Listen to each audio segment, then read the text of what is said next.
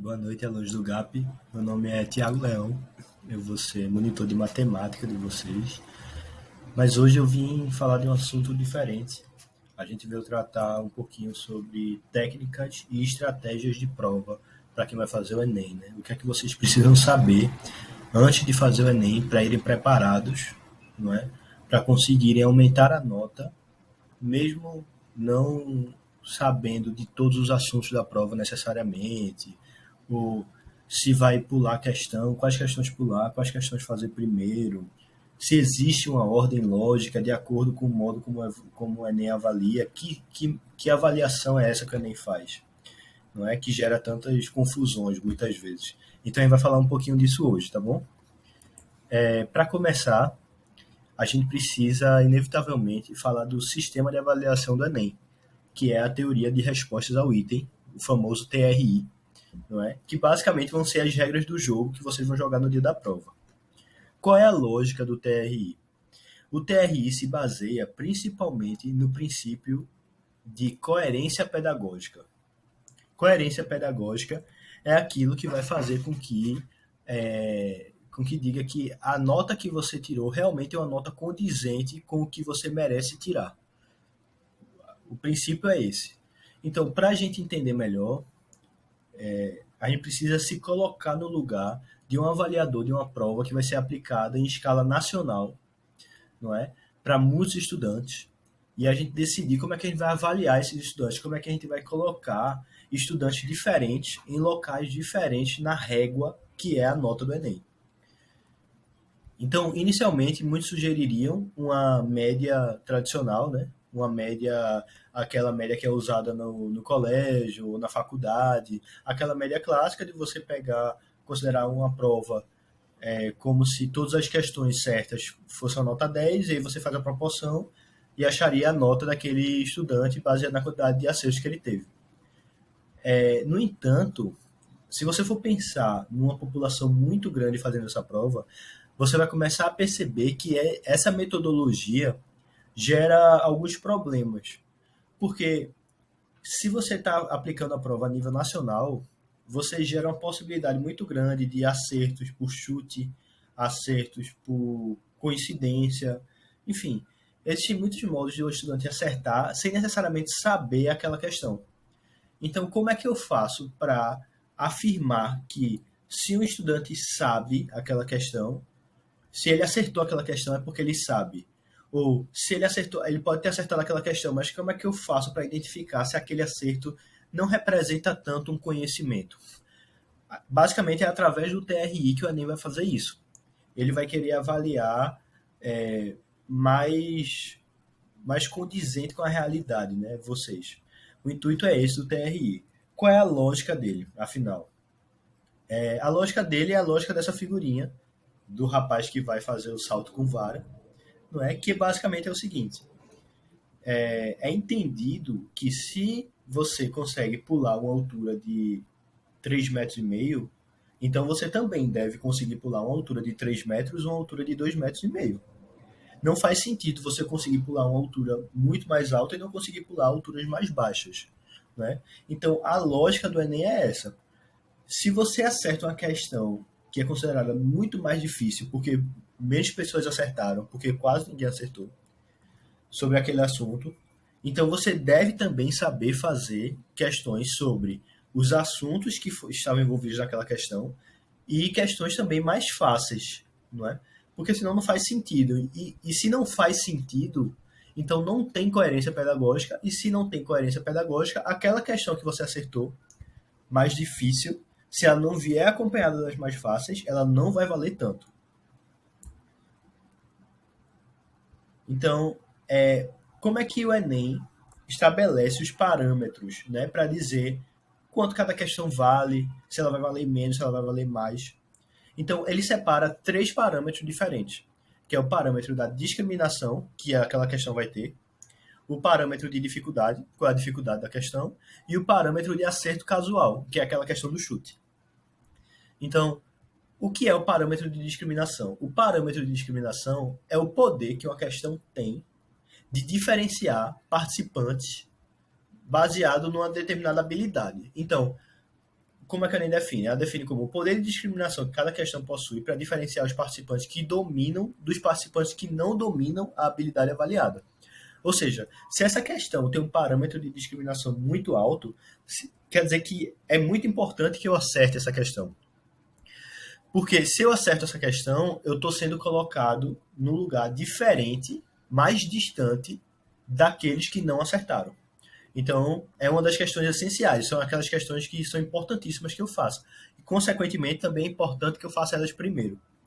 O segundo parâmetro é o parâmetro de dificuldade, que basicamente é um pouquinho daquilo que eu falei, mas o INEP define da seguinte maneira. Associado à dificuldade da habilidade avaliada na questão, quanto maior seu valor, mais difícil é a questão. Ele é expresso na mesma escala da proficiência. Em uma prova de qualidade, devemos ter questões de diferentes níveis de dificuldade para avaliar adequadamente os participantes em todos os níveis de conhecimento. O que isso quer dizer? Imagine você que você é elaborador de uma prova, ou um professor, e você vai aplicar a prova para uma turma com vários estudantes. E aí você vai escolher a dificuldade das questões que você vai aplicar. Se você for fazer uma prova com questões muito difíceis, com questões quase impossíveis para os estudantes, questões extremamente complexas, longas, questões que vão ser usadas em vestibulares muito mais difíceis mesmo. Se você for fazer uma prova somente com essas questões, essa prova não vai conseguir diferenciar os alunos, não vai conseguir avaliar eles tão bem. Por quê? Porque a maior parte dos alunos, talvez todos os alunos, vão errar aquelas questões. Consequentemente, você vai avaliar todos eles igualmente, da mesma maneira, colocando todos eles abaixo, não é? Uma nota mais baixa, igualando todos eles mais baixo do que eles deveriam estar. Alguns desses alunos talvez soubessem mais do que outros, mas esse saber a mais não vai ser avaliado porque todas as questões que você colocou foram muito difíceis para ele também. Então você igualou todo mundo por baixo. Da mesma maneira, se você for fazer uma prova com todas as questões fáceis, então, se todas as questões foram muito fáceis, a maioria dos alunos vão acertar, talvez só por interpretação de texto, não necessariamente conhecendo, sabendo aquela habilidade. E aí você vai igualar todos eles por cima. Alunos que sabiam mais e alunos que não sabiam tanto. Você vai dar a mesma nota para esses dois alunos, apesar de eles serem diferentes entre si. Então, o ideal, o que o INEP está dizendo, é que a prova tem que ter questões de todas as dificuldades. Assim eu consigo estabelecer uma régua e colocar alunos em locais diferentes de acordo com o conhecimento deles. Então, esse é o parâmetro de dificuldade, que se relaciona muito com aquilo que a gente falou do TRI. Né? E o parâmetro de acerto casual. Em provas de múltipla escolha, um participante que não domina a habilidade avaliada em uma determinada questão da prova pode responder corretamente a esse item por acerto casual. Assim, esse parâmetro representa a probabilidade de um participante acertar a questão não dominando a habilidade exigida. Então, para a gente entender esse parâmetro, a gente precisa imaginar o seguinte. A gente vai elaborar uma prova com 5 alternativas, o que significa dizer que se um participante for chutar aquela questão, ele tem 20% de chance de acerto. O que significa dizer também que, se eu for aplicar essa prova numa população grande, a tendência é que, se todos os participantes chutarem essa questão, 20% deles acerte, certo? Se eu pegar uma questão e eu perceber que 20% dos estudantes acertaram, isso provavelmente significa dizer que todos eles chutaram. Talvez um ou outro não tenha chutado, mas a chance de ele não ter chutado é baixíssima, tá entendendo? Porque o percentual de acerto indica uma chance de chute muito grande. Então, só vai fazer sentido o estudante ter acertado aquela questão também se ele tiver acertado todas as outras mais fáceis. E aí, eu trouxe aqui um exemplo que vocês já devem ter se deparado, ou vocês que já fizeram o Enem, e se vocês vão fazer ainda, vocês vão se deparar com exemplos como esse, de pessoas que acertaram menos do que vocês e tiraram mais, ou pessoas que acertaram mais que vocês e tiraram menos. E aí, aqui vai estar a justificativa disso. Por que o Enem coloca essas pessoas dessa maneira na régua da avaliação? Então, nesse exemplo aqui, a gente vai ter o participante A da prova e o participante B, não é? O participante A tirou 518 aqui, na nota e o participante B 384, não é? E você vê que, apesar deles terem tirado notas diferentes, o participante B ter tirado uma nota muito mais baixa, eles acertaram a mesma quantidade de questões. Só que as questões que o participante B acertou foram questões que não condizem com os erros que ele teve. Os erros que o participante teve foram erros em questões muito mais fáceis, questões fundamentais, questões cujas habilidades precisam ser conhecidas para acertar aquelas mais difíceis. Se ele acertou aquelas mais difíceis sem acertar as mais fáceis, o que é que o Enem entende? Ou ele chutou, ou alguma coisa aconteceu de diferente, ele conseguiu chegar ao resultado, mas da forma errada. Enfim, alguma coisa aconteceu, ele acabou acertando, mas não aquela questão não está representando que ele conhece aquela habilidade, que ele tem conhecimento sobre ela. No caso do participante A, perceba que as 3 questões que ele acertou indicam uma coerência pedagógica. Ele acertou a terceira mais alta, a primeira mais alta, mas ele também acertou a que veio antes dela, ele também acertou a que veio antes dessa. E tudo bem, ele errou uma que é muito fácil, mas erros acontecem, se forem pontuais. O Enem também considera isso. Se ele tivesse acertado a de 100, talvez a nota dele tivesse sido muito mais alta. Muito mais do que se você fosse fazer só uma média, por exemplo. Porque ela indicaria uma coerência pedagógica ainda maior. Tá?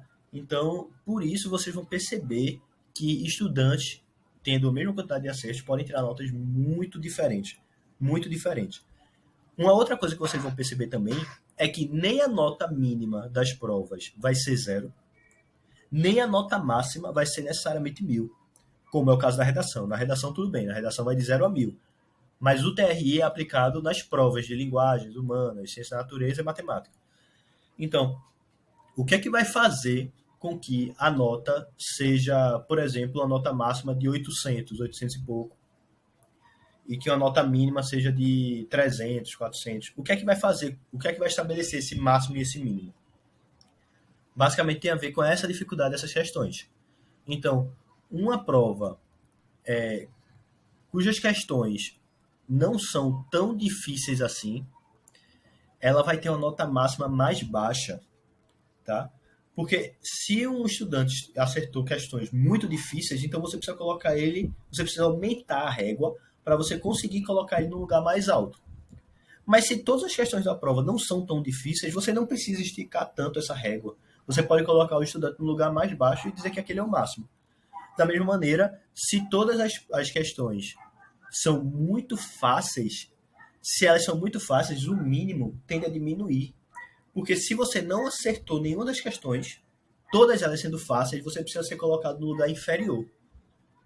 E se elas forem mais difíceis, então você precisa ser colocado no lugar superior, mesmo que você não acerte nenhuma delas, faz mais sentido você não acertar nenhuma estando no lugar superior. Seguindo aquela mesma lógica de todas as questões fáceis, todas as questões difíceis da prova que a gente estava elaborando antes. Então, sabendo desse método do Enem, desse método de avaliação, como é que a gente consegue estabelecer estratégias? Como é que a gente deve fazer a prova? Como é que faz sentido fazer essa prova do Enem? Porque eu preciso fazer ela de um modo que eu leve em consideração o que está sendo avaliado de mim. Eu não posso fazer ela de um modo aleatório. Então, a gente vai falar aqui um pouquinho dos erros e dos acertos clássicos dos estudantes quando eles estão fazendo essas provas. Bom, primeiro, eu já falei, a coerência pedagógica é fundamental no TRI, é o principal que está sendo levado em consideração. Então, se o meu objetivo é ter coerência pedagógica, eu preciso primeiro saber, entender a prova na totalidade dela antes de começar a fazer. Porque se eu for fazer a prova da primeira questão até a última, isso quer dizer que eu posso estar começando a prova por questões muito mais difíceis e dedicando aquele meu tempo para essas questões. E se esse for o caso, se eu acerte, mesmo que eu acerte aquela questão gastando 10 minutos, 12 minutos, que é muito mais do que o tempo previsto para uma questão do Enem, e no fim me falte tempo, eu vou terminar errando aquelas questões que fariam com que essas questões mais difíceis valessem alguma coisa. Então termina que eu acerto essas questões mais difíceis, mas elas não vão valer quase nada para minha nota. E se elas não vão valer quase nada para minha nota, eu deveria ter pulado elas e ter feito elas no fim. Porque mesmo que não sobre tempo para elas, Se eu tiver acertado as questões mais fáceis, eu consigo ainda uma nota boa. Então, a dica é a seguinte. A minha dica é a seguinte. Você não precisa fazer dessa maneira. Talvez você conheça uma outra maneira que lhe serve melhor. Mas como eu faria? Eu fiz Enem 4 vezes na minha vida. Das 4, fui reprovado 2 e fui aprovado 2. Nas 2 que eu fui aprovado, em todas elas, o modo como eu fiz foi: primeiro, vale mais a pena gastar 1 minutinho, 2 minutinhos, folheando a prova, 2 minutinhos, folheando a prova, para identificar as questões que estão nela, para identificar quais assuntos vão ser abordados ali, para identificar as questões que são mais fáceis. Tem questões que são fáceis que no olhômetro você consegue identificar elas e marcar elas para você fazer elas primeiro. Vale mais a pena do que você poupar esse tempo, que é pouquíssimo, esse 1 minutinho, esses 2 minutinhos, para fazer a prova do início até o fim. Porque se faltar tempo no fim, você não sabe nem que questões você deixou de marcar, que questões você deixou de fazer. É importante que, mesmo que falte tempo, mesmo que você deixe de fazer questões, você deixe de fazer questões que você escolheu elas para, no caso de emergência, não fazer. Então, a minha sugestão é: gaste seu tempo folheando um pouco, conheça a prova antes de fazer.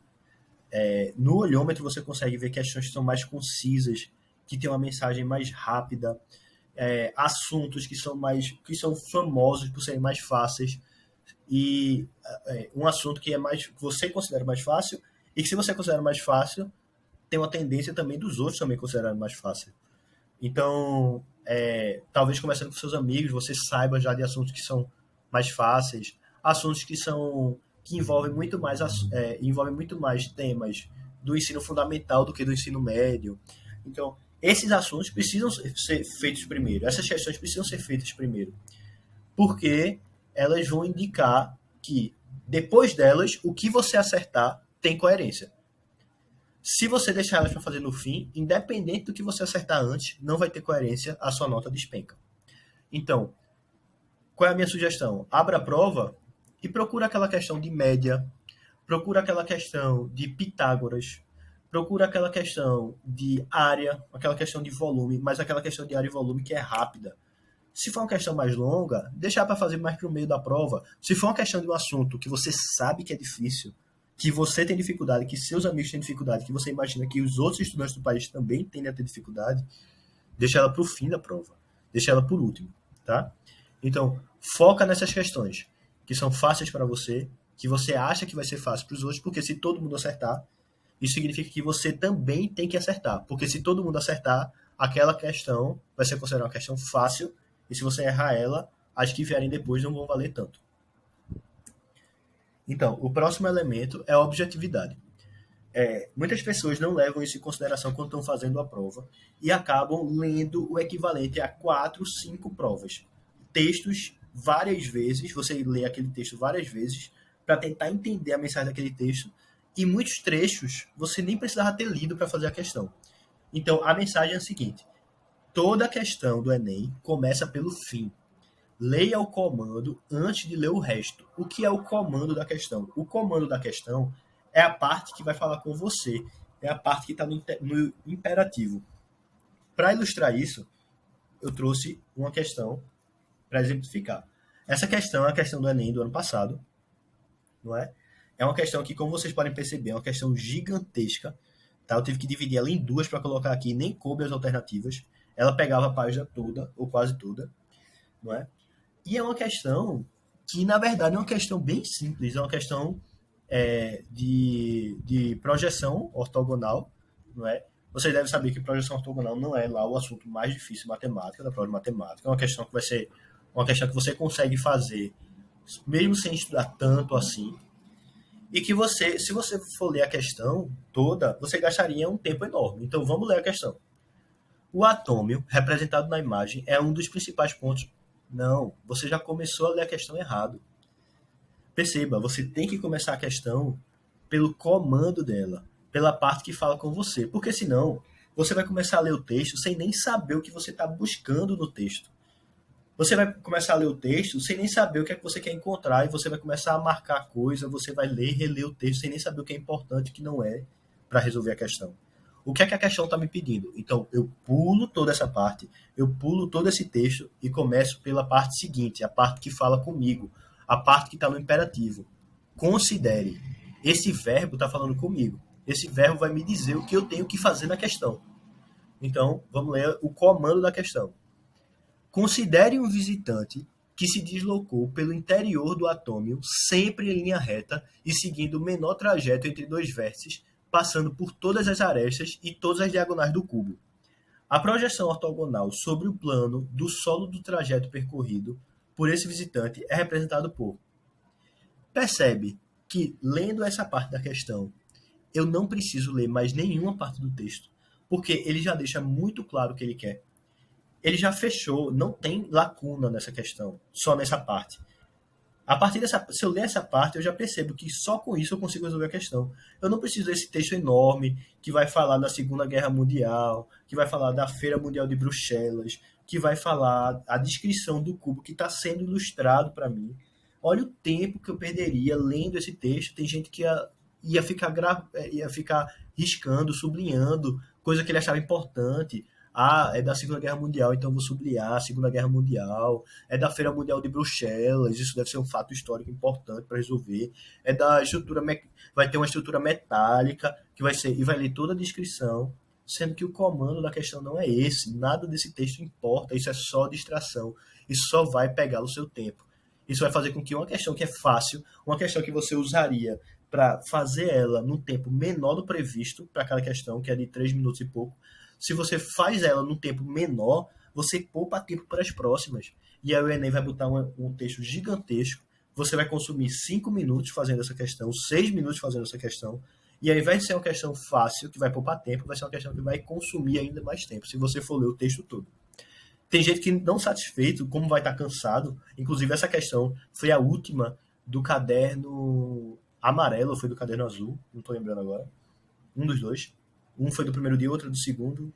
O do segundo dia, ela foi a última. Então vai ser aquela questão que se você for fazer do início até o fim, você vai chegar nela extremamente cansado. Talvez você for chutar ela, não vai ser uma questão difícil, e você ia chutar ela, ia perder muita nota por conta disso.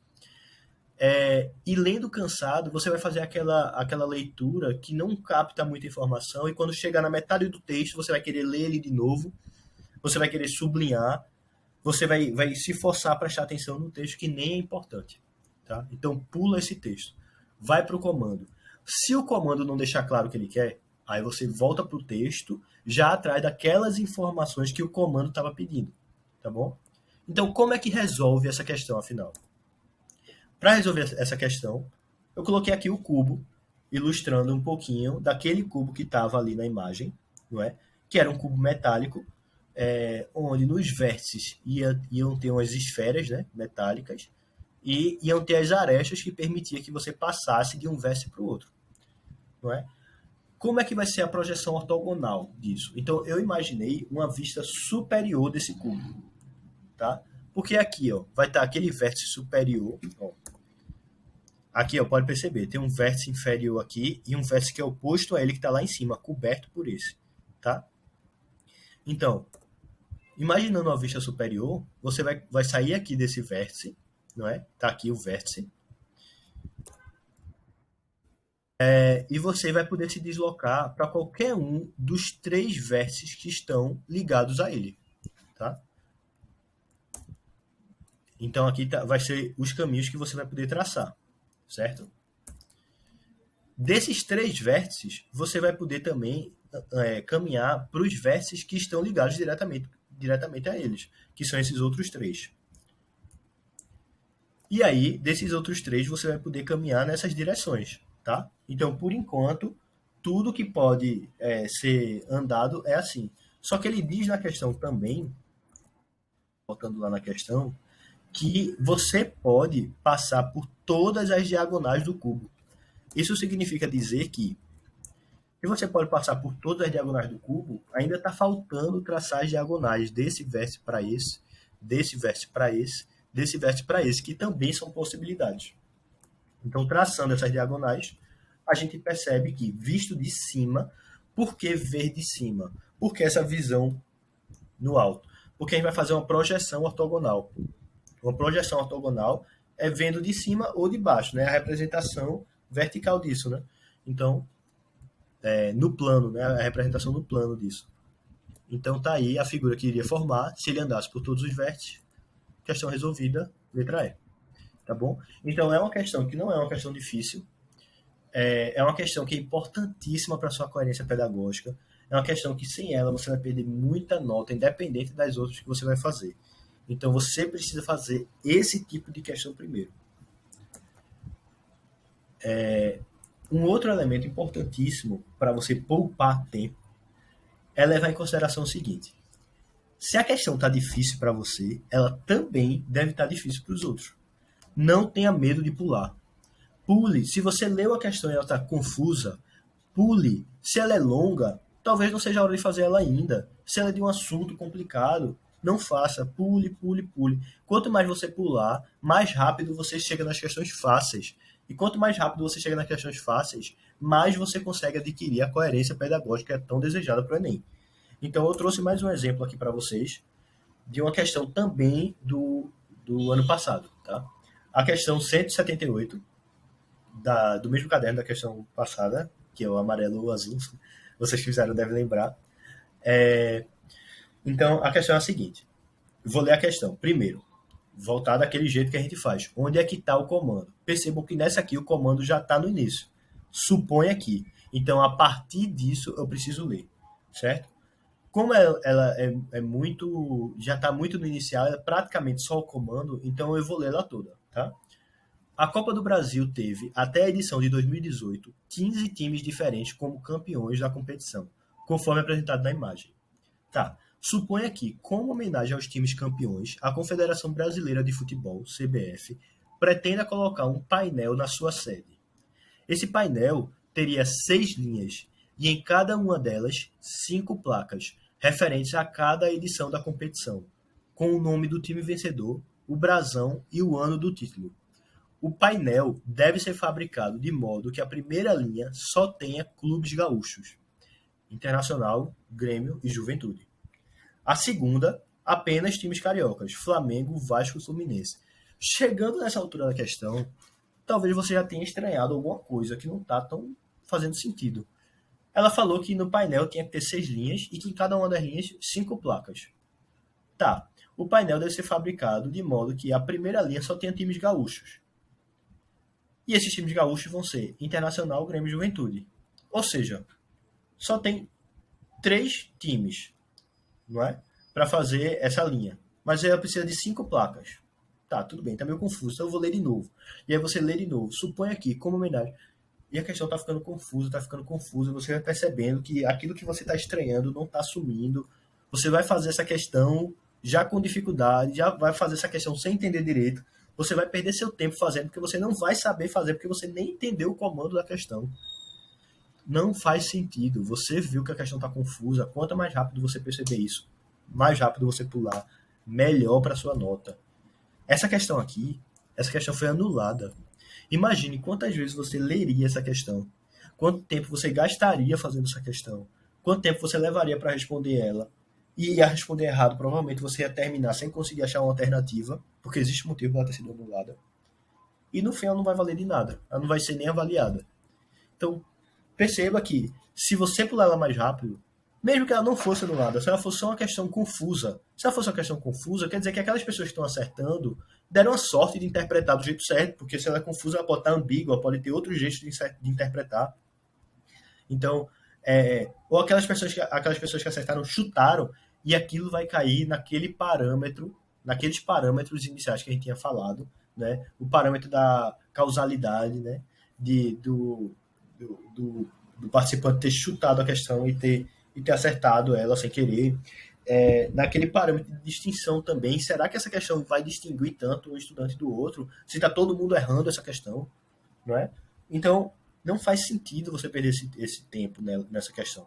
Pula a questão, sem nenhum problema, tá bom?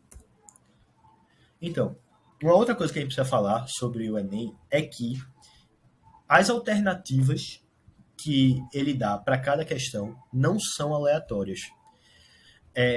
Talvez se você for criar uma dúvida, se você for criar uma questão para colocar numa prova, você coloque a letra A, o gabarito, a letra B, o gabarito, e nas outras você coloque números aleatórios, por exemplo, na prova de matemática. O problema disso é que isso aumenta em muito a quantidade de acerto. Porque provavelmente os erros vão ser percebidos muito facilmente, já que você não vai acertar uma alternativa que corresponde a um erro. Se a sua alternativa não corresponde a um erro provável, então quando o candidato errar, ele vai perceber que não tem alternativa, ele vai refazer a questão, talvez agora acertando a questão, simplesmente porque não tinha alternativa lá. Então você deu uma dica para ele de que o modo que ele estava fazendo está errado.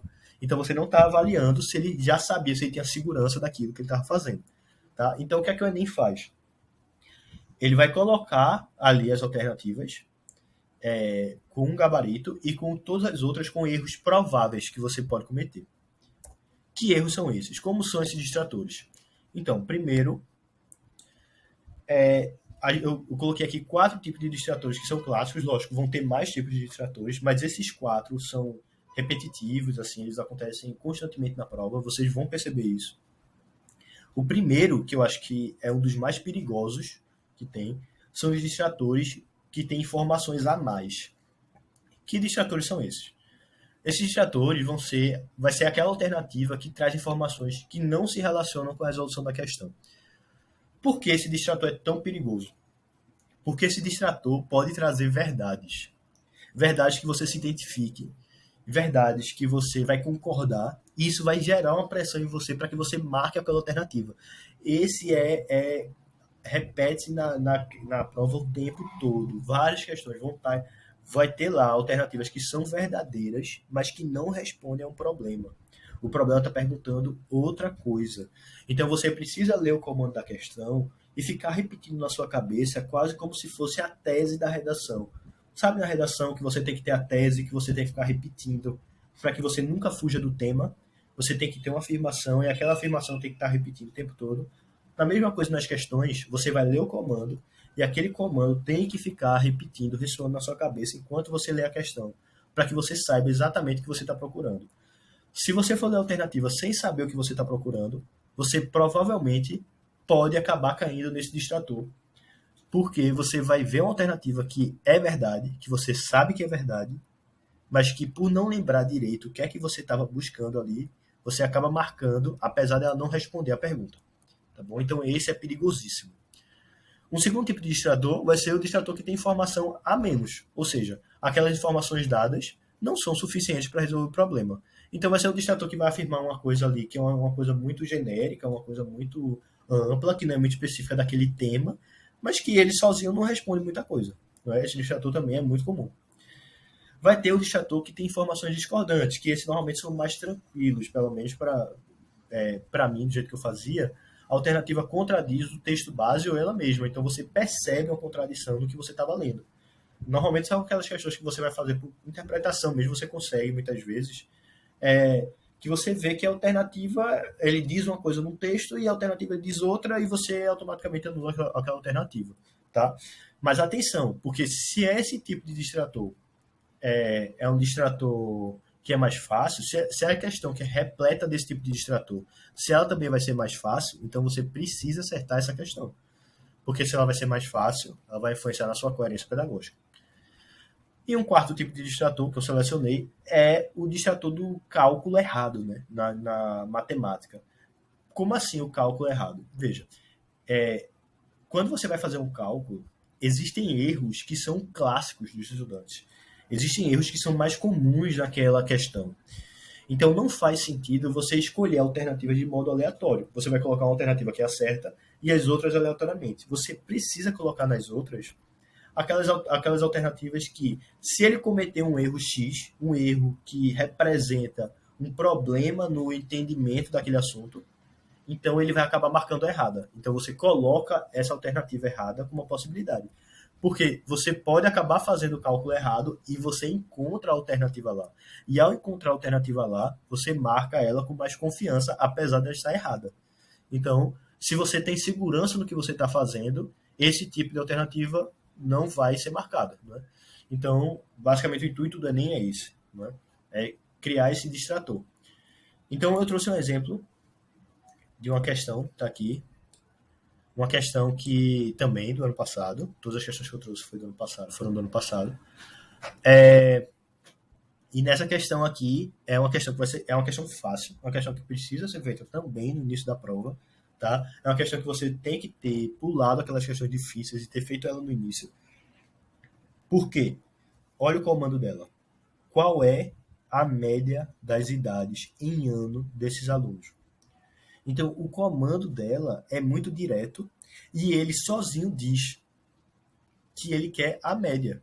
Então, veja, é aquele tipo de questão que você bate o olho, folheando a prova, você bateu o olho, você viu que ela é curta, você viu que ela é sobre média, você viu que dá para fazer tranquilamente, você faz ela primeiro, tá?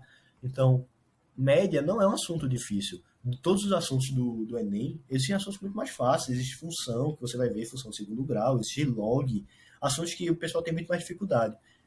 Média não é um deles, tá? Então, qual é a questão? Como é a questão? Uma pessoa, ele quer saber a média, né? Então eu vou ler a questão lá do início. Uma pessoa realizou uma pesquisa com alguns alunos de uma escola, coletando suas idades e organizou esses dados no gráfico. Tá aí o gráfico, ele quer saber a média das idades. Como é que eu faço para calcular a média das idades? Eu vou ver quantas vezes as idades se repetem. Vejam, 6 alunos vão ter 9 anos de idade. Então eu vou ter 6 alunos com 9 anos. 9, 9, 9, 6 vezes. Não é? 12 alunos vão ter 18 anos de idade. Então você vai ter 18, 18, 18, 12 vezes. E você vai ter 9 alunos com 27 anos de idade. Então você vai ter 27, 27, 27, 9 vezes. Você vai somar a idade de todos eles e vai dividir pela quantidade de alunos. É assim que você vai tirar a média, tá? Então, como é que eu vou somar a idade de todos eles? Eu vou somar 6 vezes 9, porque o 9 vai aparecer 6 vezes, 12 vezes 18 e 9 vezes 27, tá? Assim você vai somar todas as idades e dividir pelo total de alunos, que são esses aqui, não é? 6 alunos, com 9 alunos, com 12 alunos. Não é? Isso aqui vai dar 27 alunos.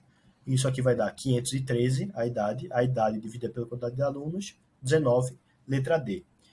Por que eu trouxe essa questão? Por que essa questão é importante? Essa questão é importante não por conta somente do gabarito, mas também por conta dos distratores. Percebam o seguinte, todas as alternativas, todas elas estão na questão, menos o gabarito. O gabarito você consegue por conta da operação. Mas você percebe que se ao invés da média, se o gráfico, se a questão tivesse pedindo a moda, tinha uma alternativa, porque a moda seria 18 anos, porque 12 alunos teria 18 anos. Não é? Então, quando a gente vai aprender média, a gente aprende média, moda, mediana. Não é? Então, talvez o aluno confundisse, talvez ele não entendesse direito o que era média, confundisse com moda, muitas vezes, e aí ele marcaria 18. Tem 18? Tem, letra C. Ah, talvez ele confundisse e pegasse um outro dado do gráfico, talvez ele pegasse o número 9 que aparece no gráfico 2 vezes. Ele não sabe muito do assunto, ele está procurando o número que aparece no gráfico e vai ver 9. Tem 9? Tem 9. Tá lá, 9. Não é? 27, que aparece no gráfico também. Tem lá? Tem lá. Porque ele pode pensar, talvez as possibilidades sejam as idades que tem. E aí só vai ficar entre 9, 18 e 27. Então precisa ter 9, 18 e 27. Letra A, 9, letra C, 18, letra E, 27.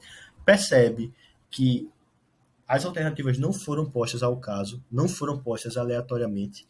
Todas elas fazem sentido. Tem o gabarito e tem os distratores. Por que distratores? Porque elas não são só erradas. Elas são erradas, mas elas fazem um certo sentido. Elas não podem ser absurdas.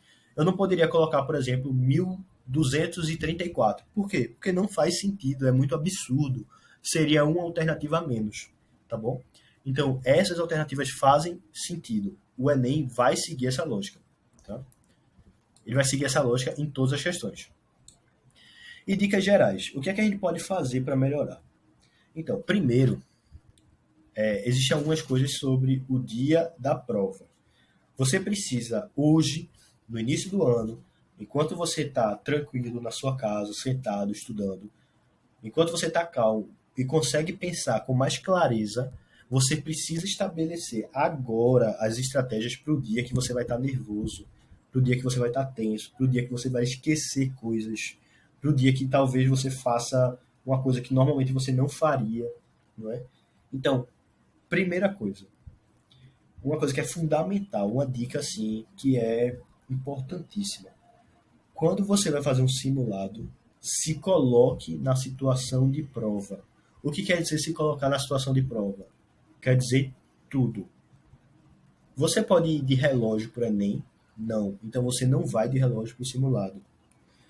Você no Enem vai levar um salgadinho daquele bem grande que vai sujar bem muito o seu dedo, para quando você pegar o cartão resposta ele ficar bem manchado, ou quando você pegar no cartão de redação ele ficar todo sujo com as suas digitais, você não conseguir segurar muito bem na caneta porque ela vai ficar peguenta. Você vai fazer isso no dia da prova? Não, então não faça isso no simulado. Você vai beber 3 litros de água no dia que você vai fazer a prova? Não, porque você vai gastar muito tempo no banheiro, então não faça isso no simulado, tá? Se coloque na situação de prova no simulado. Você vai com as canetas das coisas que o Enem exige no simulado. Você vai poder levar somente o que o Enem exige no simulado. Se coloque nessa situação. Se acostume a estar nesta situação. Porque se você faz isso desde agora, que você está tranquilo, no dia que você estiver tenso, a chance de você cometer um erro grosseiro é muito menor. Tenta se acostumar com os alimentos que você vai levar. Alimentos. Talvez você prefira um doce, talvez você coma o doce, você sentiu que ele deu muita sede, bebeu muita água, deu vontade de ir no banheiro, aquilo lhe atrapalhou. Queira mudar o alimento, tudo bem, é uma escolha sua, você vai determinar o que é melhor para você. Mas tente fazer isso desde o início. Tenta ir atrás dessas coisas desde o começo. Antes da prova, você vai comer naquele cachorro quente no meio da rua, que você não faz a menor ideia da procedência, que para dar uma dor de barriga no meio da prova, para ter uma intoxicação alimentar, para você ficar com febre, ficar. Não, você não vai fazer isso. Então, não faça isso para fazer o simulado também. Se coloque na situação de teste, tá bom? Tem gente que usa o simulado quase como para massagear o ego. Tem gente que vai fazer um exercício, vai fazer uma ficha na aula, quase que para massagear o ego. Aí fila do amiguinho, marca certa e fica feliz. Você vai fazer isso no dia do Enem?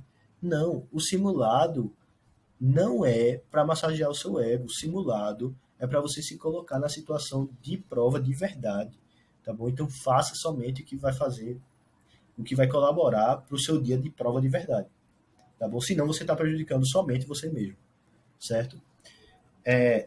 Chegue cedo, tenha cuidado com as canetas, qual é o tipo de garrafa que pode levar, qual garrafa não pode levar, tá bom? Então são dicas que são essenciais.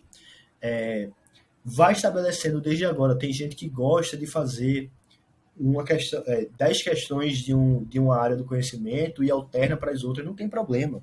Se você fizer nessa ordem que eu falei, do TRI, na ordem da mais fácil para mais difícil, escolha sua, tudo bem. Isso faz sentido para você? Eu não sei, talvez você não saiba ainda. A hora de experimentar não é no dia do Enem. A hora de experimentar é no simulado, tá bom? Se aquilo começar a funcionar no simulado, aí você coloca no dia do Enem, tá? Então sempre pense dessa maneira. Então essas foram algumas dicas. A aula de hoje foi basicamente como fazer a prova, que é uma coisa importantíssima. Se você seguir tudo isso, sabendo quais são as regras do jogo, sabendo como funciona o TRI, se você fizer a prova do jeito certo, a sua nota vai aumentar e muito. Eu sou um exemplo vivo disso. Como eu falei, fui reprovado 2 vezes, fui aprovado 2 vezes. Nas 2 vezes que eu fui aprovado por conhecer muito bem a regra do jogo. Vocês têm disponível o guia do participante do INEP, que foi o que eu consultei para fazer essa apresentação. Leiam ele. Ele vai falar muito sobre o TRI, vai falar sobre a redação, se você quiser. Vai falar. Não é perda de tempo. É importantíssimo, uma das partes principais antes de você fazer a prova é você ler ele. É extremamente acessível, tá na internet, é fácil de achar, tá bom? E me usando como exemplo, no primeiro ano que eu passei numa universidade, eu passei em medicina, que era o meu sonho, mas eu passei num estado distante de onde minha família morava e eu fui lá estudar, porque e foi ótimo lá, eu fui estudar na Paraíba, em João Pessoa, na UFPB, é ótimo lá, mas não era minha casa é aqui em Recife. Mas por que eu passei lá na primeira vez e não passei aqui? Porque a estratégia que eu fiz não condizia com o local que eu queria passar. Não foram os assuntos. O conhecimento que eu tinha em um ano para o outro era praticamente o mesmo, eu só tive um ano a mais para revisar os assuntos, tá? Então, talvez a distância entre a sua aprovação e a sua reprovação seja a estratégia e não o conteúdo em si. Foi o que aconteceu comigo. No ano seguinte, adaptei as minhas estratégias, simplesmente mudei as minhas estratégias e passei aqui em Recife, na UFPE, estou estudando o que eu sempre quis, tá bom? Então, sigam essas dicas, é importantíssimas. Tudo vai dar certo, vai dar tudo certo para vocês. Se vocês seguirem ela certinho, a nota vai ser a maior possível, tá bom? Obrigado pela atenção, até a próxima.